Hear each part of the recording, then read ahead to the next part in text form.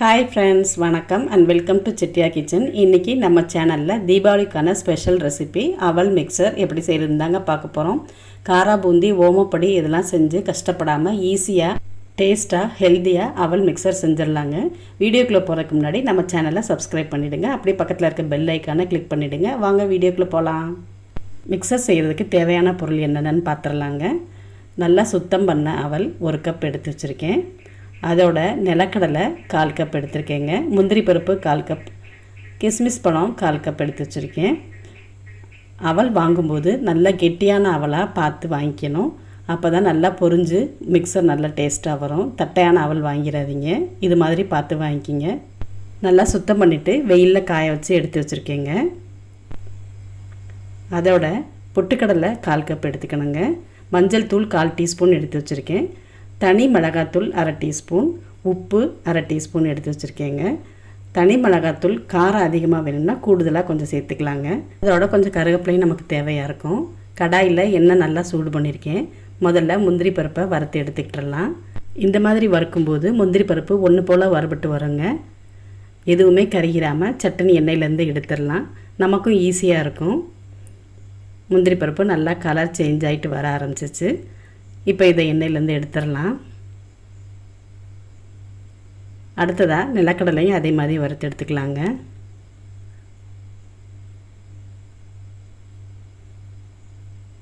நிலக்கடலையும் நல்லா வறுபட்டுருச்சு பாருங்கள்.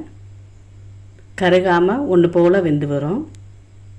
அவல் கூடுதலாக சேர்த்தா அதுக்கு தகுந்த மாதிரி எல்லா இன்க்ரீடியன்ஸும் கூடுதலாக சேர்த்துக்குங்க. அடுத்ததாக கிஸ்மிஸ் பழத்தை வறுத்து எடுத்துக்கலாம். கிஸ்மிஸ் பழம் சீக்கிரமே வறுபட்டு வந்துடுங்க. நல்லா உப்பலாக வரும்போது எண்ணெயிலேருந்து சட்னி எடுத்துடணும், இல்லாட்டி சீக்கிரமே கறியிரும்.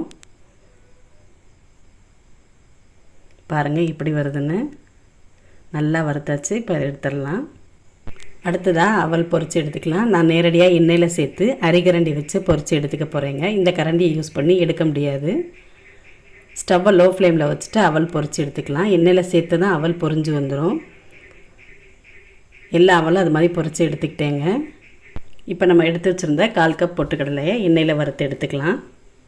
எண்ணெய் நல்லா சூடாக இருக்கிறதுனால லோ ஃப்ளேம்லேயே வச்சுட்டு நான் பொட்டுக்கடலையை வறுத்து எடுத்துக்கிறேன். எதுவுமே கருகிராமல் பார்த்துக்கணும், இல்லாட்டி டேஸ்ட்டே மாறிடும். இப்போ ஸ்டவ்வை ஆஃப் பண்ணிவிட்டு கருவேப்பிலையை பொரித்து எடுத்துக்கலாம். ஏன்னா கருவேப்பிலை படப்படன்னு ரொம்ப வெடிக்குங்க, அதுக்காக ஸ்டவ் ஆஃப் பண்ணிவிட்டேன். அந்த சூடு போதும். இப்போ எல்லாமே வறுத்து எடுத்துக்கிட்டாச்சு. அவல் நல்லா முறுமுறுப்பாக இருக்குது பாருங்கள். இந்த மாதிரி கலர் மாறாமல் வறுத்து எடுத்துக்கணும். இப்போ நம்ம வறுத்து எடுத்து வச்சுருக்கேன் பொட்டுக்கடலை, நிலக்கடலை, முந்திரி பருப்பு, கிஸ்மிஸ் பழம் எல்லாத்தையுமே இதில் சேர்த்துடலாம்.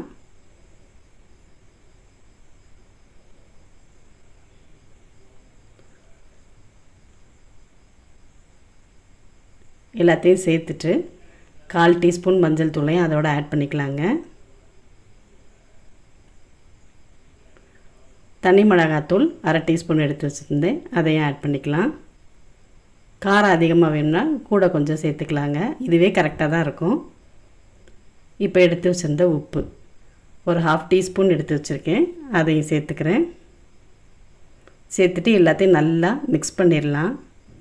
ஒரு மூடி போட்டு மூடி நல்லா குலுக்குனா கூட மிக்ஸ் ஆயிருங்க. நான் இங்கே ஸ்பூன் போட்டு நல்லா மிக்ஸ் பண்ணிவிட்டேன். இப்போ வறுத்த கருவேப்பிலையும் அதோடு சேர்த்துட்டு நல்லா மிக்ஸ் பண்ணி விட்டுடலாம்.